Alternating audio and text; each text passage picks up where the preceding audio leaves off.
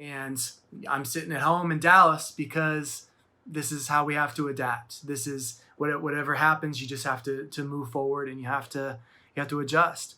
And so I want to encourage you. And today, the one thing that I want you to take away from our message, I'll just give it up front, is the number one ability that you have control over, and that's adaptability. How are you going to adapt to what's going on? Everybody's going through it.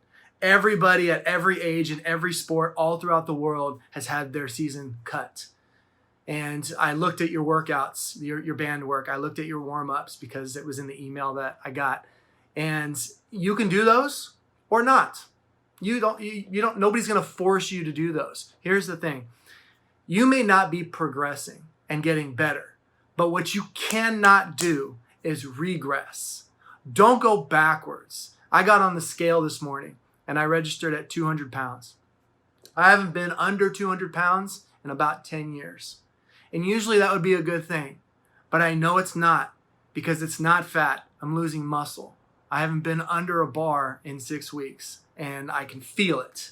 And my body is kind of getting a little bit smaller. And so in some ways I'm regressing, but my cardio's up because I'm running more. Because the only thing that I can control right now is how I adapt to the situation. It's my attitude towards the things that have been taken away from us. You're lonely. I get it. I'm a single guy with no kids. I got my dog. This is it. That's all I got. And I got to adapt to that. I'm not breaking the rules. I'm not out cruising around. Like, I'm at home just like I was asked to by our leaders. And so how are you going to adapt to this? This is where you're challenged in all the stuff that you've been taught. Anybody who doesn't play sports doesn't understand what it's like to be held accountable to a team. Even though you may not be at that championship in June, you've got a bunch of other dudes on this call that are committed to this team. They're here. You know that they're committed because they're here. And there isn't a whole lot going on right now, but I bet half of you would rather be playing Call of Duty, making some kind of TikTok, or working on your Fortnite ranking. I get it. I do all those things. Probably not as good as you, but I still do them. And I could be doing other things. Or are you collecting Netflix television shows and just trying to check them all off on the box? What you got to do is you got to think, how is this going to help me moving forward? And you have an opportunity right now to kind of reset, to kind of pause, to understand that right now, everybody's going through the same thing. So what are you going to do with this time?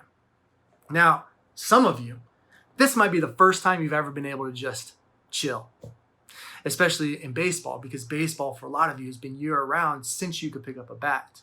When I was younger, there was seasons.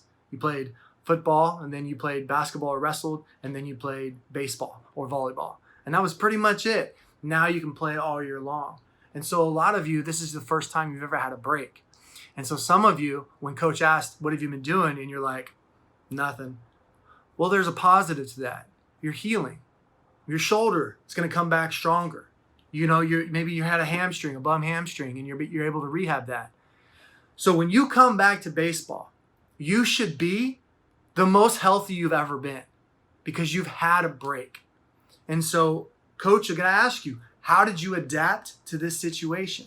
What kind of self-discipline did you show when you came back and started playing baseball? Or maybe it's not baseball. Maybe you're playing another sport, and good for you. But how are you going to come back? Because this will pass. This is not eternity. This is a temporary thing that has paused the world, and your life will be marked by this event for the rest of your life. You will be talking about this 20 years from now. What did you do during COVID-19? Who knows what's in store for us in the future? But I do know that some great things are happening. Kids are able to spend time with their families for sometimes the first, maybe someone in here has never sat at the dinner table with their families. And if that's something that you've always done, just know that that's not the regular. That's just not how things are anymore. People are so busy, but now they have to. The number one cleanest air in the world is Los Angeles. Nobody would have ever thought that would have happened. But we had this great pause. And you can look that up. You can Google that. That's a real stat. Los Angeles. If you've ever been to Los Angeles, that's not the place you want to just be like, no, you don't want to do that because you'll start coughing. But a lot of good things have kind of come from this.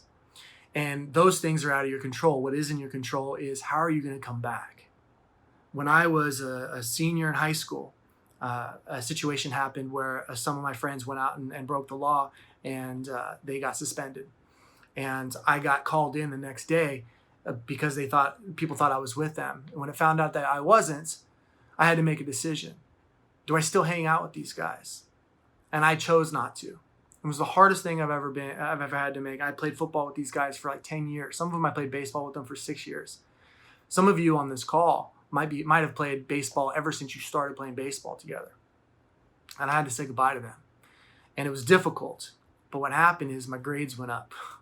My physical ability went up. My strength went up. My attitude got better because the people that you hang out with, they influence you. They will teach you their ways. You will become like them. So now you have an opportunity to start fresh. And for those of you who are going back to high school, you're going to go back and everybody's going to be changed from this. You're not going to go back to the same situation. Rules are going to be different. Laws are going to be different. The way we interact is going to be different. If I was there in person 6 months ago, the first thing we would have done is I would have taught you how to shake hands and make eye contact and introduce yourself. We might see the end of handshakes. I mean, if you look at movies in the future, they never shake hands. They always do this weird stuff, and they're just like, nanny, whatever it is. Like, they don't shake hands. And they're all wearing one suit. They're all wearing like a gray one-piece suit. I don't understand that either. I hope we don't do that. That's not a good look. I don't look good in gray. But what I'm saying is when you come back, I want you to choose who you're going to come back as. It's almost like you going to a new school, which is so much fun because if you've ever had to show up to a new school in the middle of high school or the middle of middle school, you get to be whoever you want. Nobody knows what you used to do. So you get to come back from this because you've had a semester off basically and the summer off. In the fall, you get to go back to school, and that's 5 months? Who do you want to be? Choose wisely. If you were the jerk, which statistically, there's 3 or 4 of you that are jerks or a-holes. I get it. It's high school, Maybe you want to be somebody else. Maybe you want to be the senior who says, I'm going to be the one that reaches down and helps the freshman. I'm going to stay late at batting practice and help this sophomore because he hasn't hit a ball since before coronavirus got out. Maybe you're going to be that guy. And that's leadership. And so the message I want to leave you with, and I kind of ranted a little bit because I get excited and I got some guys that, might be doing some really good things tonight, is that be adaptable. That's the best ability that you can develop right now. Help your parents. Your parents have been dragging you around to practices and tournaments since before you could pick up a bat. So do some freaking chores. Help them out. Mom and dad are human beings who are struggling to keep you fed and a house over your head. And so if you haven't told them lately, or your guardian, or your aunt and uncle, or your grandma and grandpa, whoever's taking care of you, go tell them that you appreciate them. Because they're doing more behind the scenes than you can possibly imagine. They're having to adapt way more than you are. And so I want to leave you with that. Coach, players, thank you so much for having me on here. I'm on Instagram, James Leith. You can get it from Coach Lindo. And I just appreciate you letting me be here. Thank you. Coach, we appreciate it. Thank you very much. I will speak to you sometime soon. See you on Tuesday night for sure. But have a great night. Good luck to your guys. Bye, everybody.